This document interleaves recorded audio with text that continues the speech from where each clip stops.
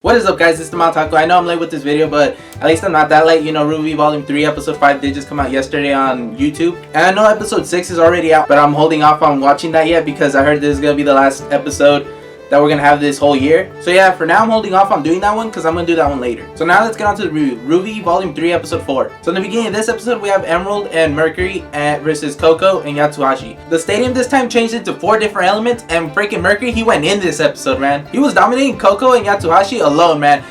Continuously maneuvering his way around them and their attacks with such swift precision. He seemed confident in the entire battle, even when Yatsuhashi was trying to strike him with a big longsword, man. I personally didn't think this would be such an easy win for Mercury, but I guess he was just way too quick for Yatsuhashi. Yatsuhashi, he was way too slow. He's the heavy hitter, but you know, he was just too slow for Mercury. Mercury was way too fast for him. And Coco, man, Coco, she got wrecked too. Freaking her glasses got smashed, and the calm, collected, and confident person that she was in Volume 2 that it was established when she showed up to help Team RWBY with the reinforcements and stuff at the end with the Grim invasion.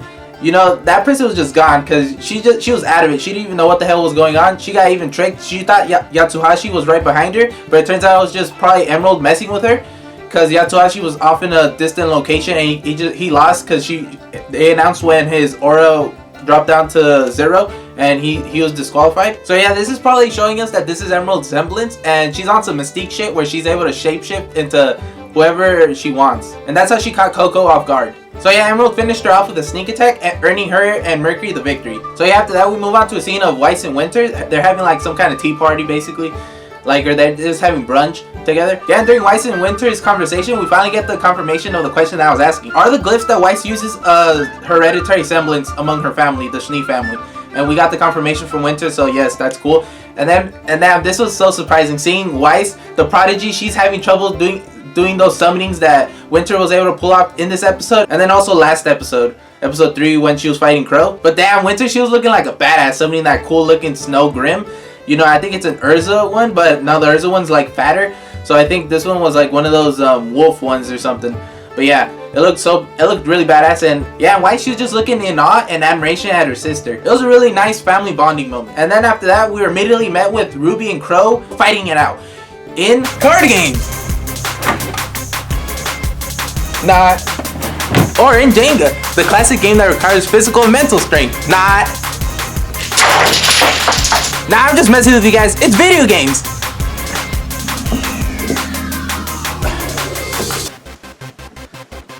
Yo, get out the way, Mario. Yeah. Oh wow. Damn straight. Oh. Now it is official. Crow has got to be one of my favorite RWBY characters. I'm gonna place him as my second favorite, right behind my boy John, man. My boy John. You know it. Crow was such a troll with that story, man. I actually believe that this story was going to lead us into some important information. But no, this story just ended in an innkeeper's skirt. Well, regardless of that, this ended up showing us the viewers Crow's sense of humor and also his playful side. Though this obviously did annoy Yang. And after this, Uncle Crow hits RWBY and Yang with some honest truth. That even though Team RWBY has gotten through many tough situations facing Roman and the White Fang, that doesn't mean that they can underestimate what they may face in the future, especially when they will eventually venture off outside of Vale, because it is a whole completely different world than the one they've known so far inside of Vale. And with that, Uncle Crow, he just leaves, and then we get another glimpse back at Weiss and Winter.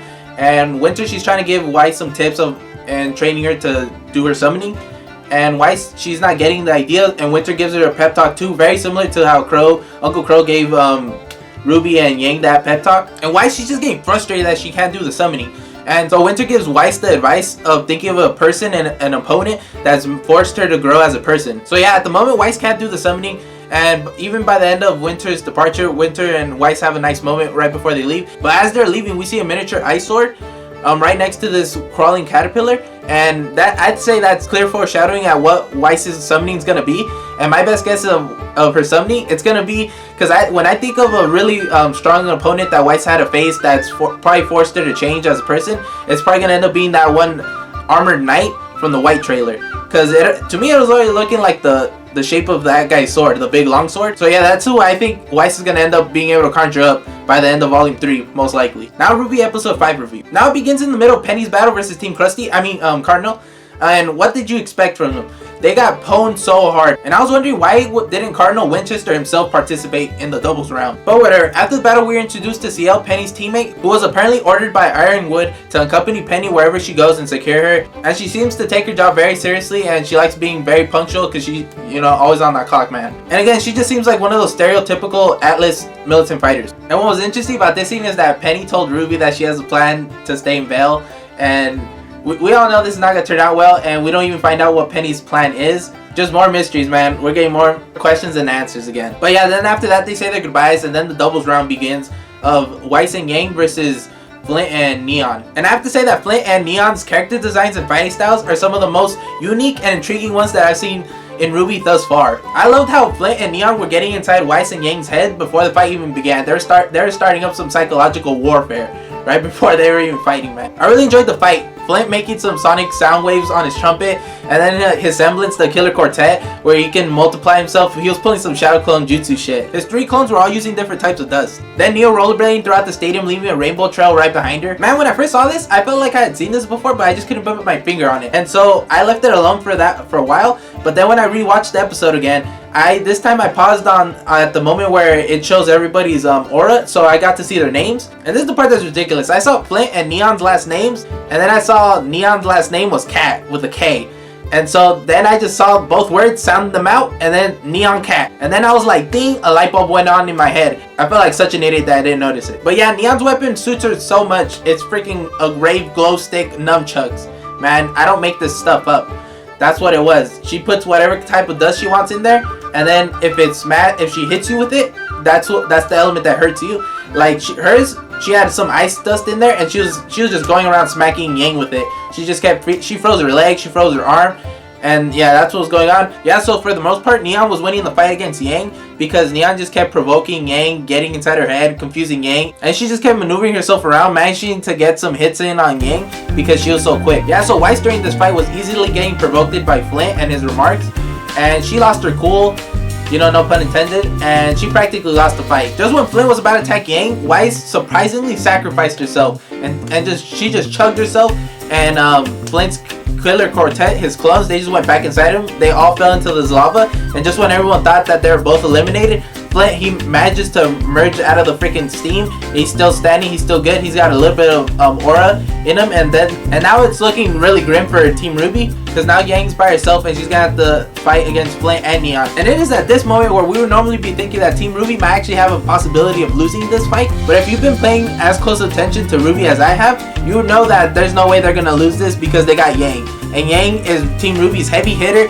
She's their tank, man. Yang is not gonna lose this fight. Yang basically went Super Saiyan after Weiss' sacrifice, and then she went on, defeated Team Funky single-handedly, and proved that the clutch is real, man. The clutch is real. Now after the fight, we can guess that Yang will be the one to move on to the singles round because Weiss was pretty burnt out. Ha ha ha. Nah, just kidding. That was a really bad joke. Now the point is, Weiss got messed up. After the battle, we get to see a scene of Cinder, and she just got her hands on some new data, either out of Ironwood's phone or Ozpin's office. And it's pertaining to Penny and her structure, Penny's blueprints to her model. So yeah, Cinder decided that she's gonna change her plans, and now she's gonna include Penny into her plans, which is very dangerous. Cinder's probably gonna find a way now to reprogram Penny into being evil and join them, which is really bad news, but we'll see how that goes. And after that, we get to see Ozpin and Crow talking about, you know, if Ozpin's finally chosen a Guardian candidate, and seemingly it looks like they're talking about Pyrrha. And we also got some more information on Guardians. Apparently the Guardians, they choose themselves, or they're the ones who make the decision whether they want to be Guardians or not.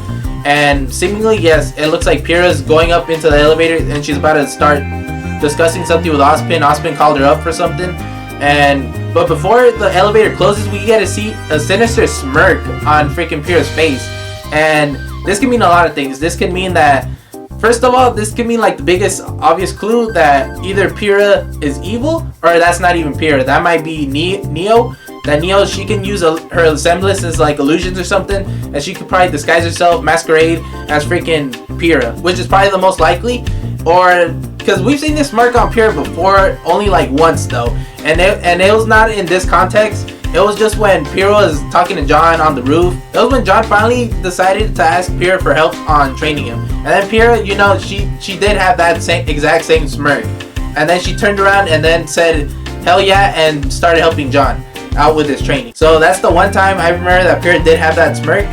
But people are having their theories that Pyrrha might have been evil this whole time, that she might actually be in cahoots with the Chaos Syndicate since the get-go, or this could also mean that Pyrrha, she just has another side to her. Pyrrha, this whole time, Pyrrha just wanted to be the Guardian. She already knew that Ozpin was looking for a Guardian, and that's why she even joined Beacon in the first place. Because Pyrrha, since the very beginning, was always one of the strongest characters in the entire show, and we already knew that because she was already a world-renowned fighter, and she already had a bunch of championship tournaments under her belt. I haven't seen episode 6. I know episode 6 is already out. Like I said, I'm waiting to review that. I'm gonna review that in probably a few days. This is just me making my predictions before I get to see the episode, because I've been kept spoiler free so far. I have not seen any additional information that episode 6 is gonna have, because like I said, I heard episode 6 is gonna be the final episode of this year. Yeah, these are just my predictions for before I see episode 6, to see if they came true or not, whatever. And I'm gonna see episode 6 just to see if I'm stupid for even saying these things or not. All right. For me personally, I think it's actually Pyrrha, not Neo, because it's got to be the actual Pyrrha, because it would be too obvious if it's Neo, because Neo's gonna blow her cover really easily. Because if that were to be the case, that Neo was the one who went to talk to Ozpin, Ozpin's probably gonna go mention something to Pyrrha, and Pyrrha's gonna be like, "What the heck are you talking about? We never even talked about this." And then they're gonna blow Neo's cover really quickly. So yeah, I actually think it's really Pyrrha that they're speaking to, and Ozpin wants Pyrrha as his Guardian candidate. But honestly, I would say my boy John would probably make a better candidate than Pyrrha, because you know my boy John, him and Ozpin, they tight. Nah, I'm just kidding. But Ozpin, he already knew that John probably falsified his transcripts, and he still let him join Beacon because he knows John's got that potential. He believes in my boy John. So yeah, this has been my RWBY Volume 3 episode 4 and 5 reviews. I hope you guys liked it. I hope you guys have a great day. Comment down below what you guys thought of the episodes, or what you guys think is gonna happen next. Freaking, a lot of you guys probably already saw episode 6, so don't spoil me, alright? I'm gonna watch it. Alright. But yeah, give me any predictions if you guys haven't seen episode 6 yet, or what you think is gonna happen after episode 6. But you know, try to keep it spoiler free, please. And yeah, rate the video. Feel free to subscribe to this channel if you guys are new. I'd really appreciate it. Catch you guys later, and stay gold.